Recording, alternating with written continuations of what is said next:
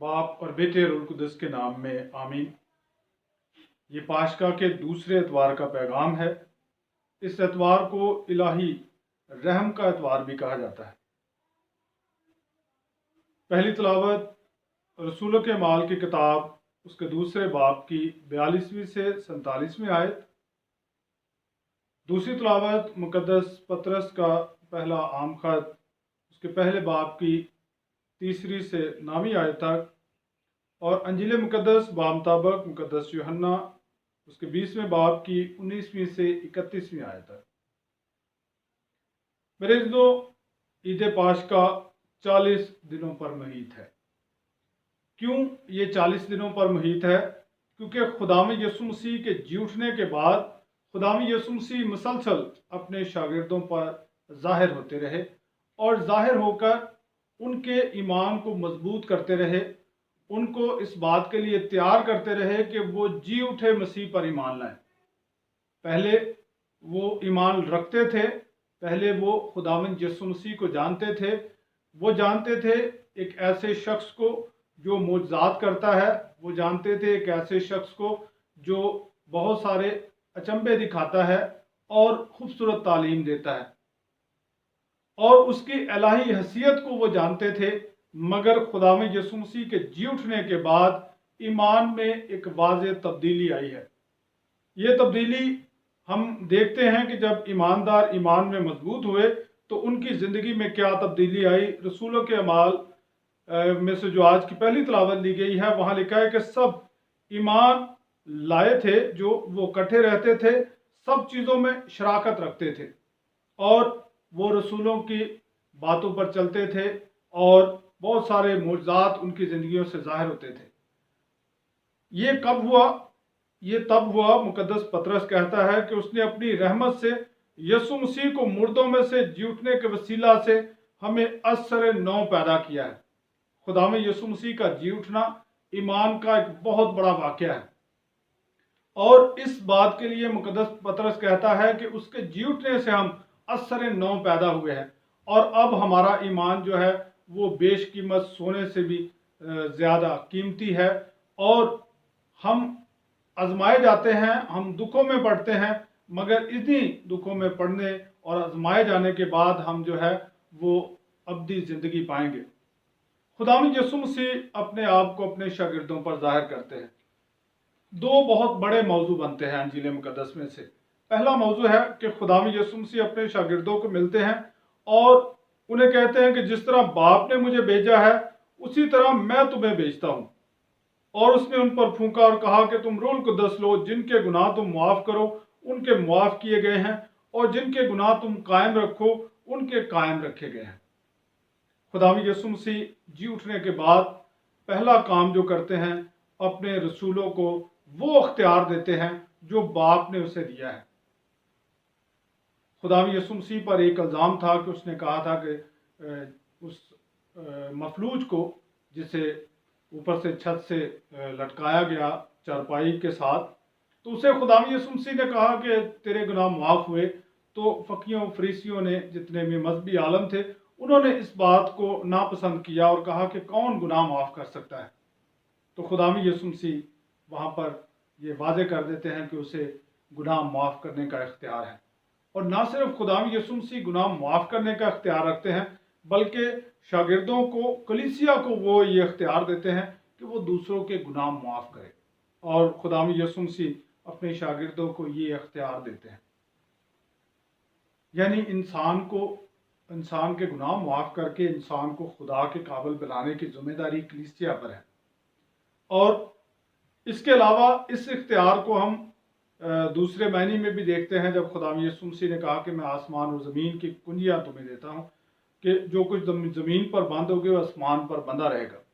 यहाँ हम पिछले दिनों रोज़ों के दौरान बहुत सारे सवालात ऐसे उठे कि जब कहा गया कि एतवार का रोज़ा किसने कहा कि ना रखा जाए, किसने कहा 40 रोज़े रखे जाएं, किसने ये अयाम मुकर्रर किए, किसने ये सारे फैसले लिए। तो यहाँ हम ये जानते हैं कि खुदावंद यीशु मसीह ने इख्तियार कलीसिया को दिया, और कलीसिया इत्तेहाद के ज़रिए से ये फैसले लेती है, और कलीसिया जो है उसे इख्तियार खुदावंद यीशु मसीह ने दिया है।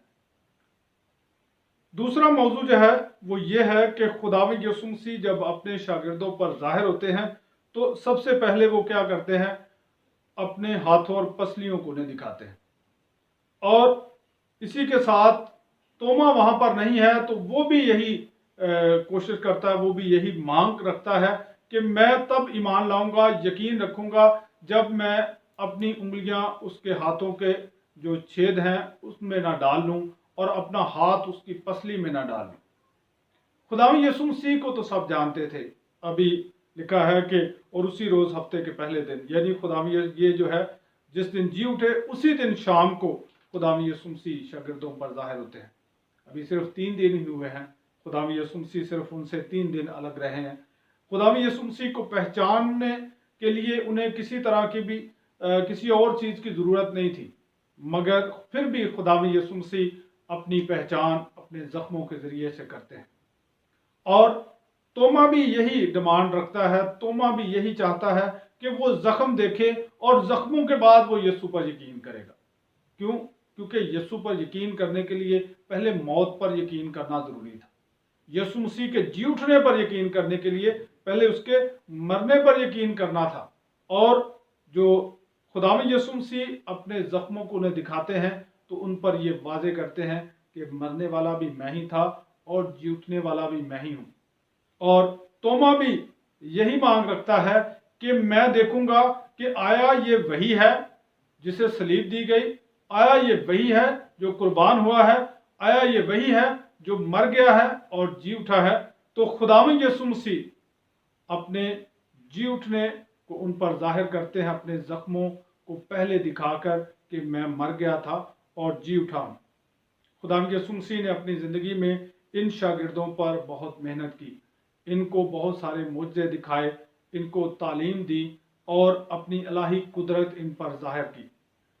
अब भी इनको ईमान में मजबूत होने के लिए किसी और चीज की जरूरत है, और वो जरूरत किस बात की है कि वो यीशु मसीह के मरने पर पहले यकीन लाएं, जिसके वसीला से हमारे गुनाहों का कफारा हुआ और खुदावंद यीशु मसीह के जी उठने से उस कफारे का जो है वो सबूत मिलता है कि वो कफारा कबूल हो चुका है।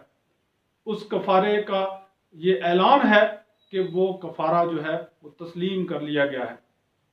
मुझे आज वो वाकया याद आ रहा है जब इब्राहिम ने कुर्बानी दी, इब्राहिम ने वो जो कुर्बानी गुजरानी और फिर वो उसका इंतज़ार करता रहता है और शाम के वक्त लिखा है कि वहाँ से एक मशल गुजरती है और वो उस बात का सबूत है कि जो उसकी कुर्बानी है वो कबूल हुई है। और खुदावंद यीशु मसीह के जी उठने से ये इस बात का ऐलान होता है, इस बात की गवाही है कि वाकई ही खुदावंद यीशु मसीह की कुर्बानी कबूल हुई है, इंसान का कफारा हुआ है। और इसीलिए मुकद्दस पतरस फरमाते हैं कि उसके जी उठने से हम असरे नौ पैदा हुए हैं। कलीसिया खुदावंद यीशु मसीह के जी उठने के बाद बनी। कलीसिया में ये जज्बा पैदा हुआ कि वो दूसरों की निजात की फिक्र करे। इसलिए खुदावंद यीशु मसीह हर एक को ईमान में मजबूत करना चाहते हैं और तोमा को भी कहते हैं कि तू आजमा कर देख ले।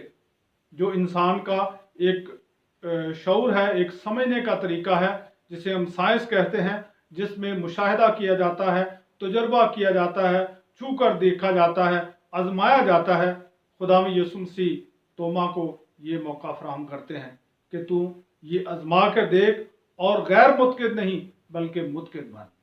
और इसके साथ ही खुदावंद यीशु मसीह ने फरमाया कि मुबारक हैं वो जिन्होंने नहीं देखा तो भी ईमान लाए, क्योंकि ईमान ही के वसीला से हम जिंदगी पाते हैं। और ये वाक़यात अजील नवीस लिखता है कि ये वाक़यात इसलिए लिखे गए हैं ताकि हम ईमान लाएं और कि तुम ईमान लाकर उससे ज़िंदगी पाओ। मेरे दोस्तों, ये एतवार हमें ये दावत देता है कि हम इन गवाहों के ज़रिए से, जिनके वसीला से ये ईमान हम तक पहुंचा है, हम और ज़्यादा ईमान में मजबूत हों, जी उठे मसीह को अपनी ज़िंदगी का हिस्सा बनाएं और उसी के वसीला से अब्दी ज़िंदगी पाएं। हालेलुया! खुदावंद यीशु मसीह जी उठा है। आमीन। बाप और बेटे और कुदस के नाम में।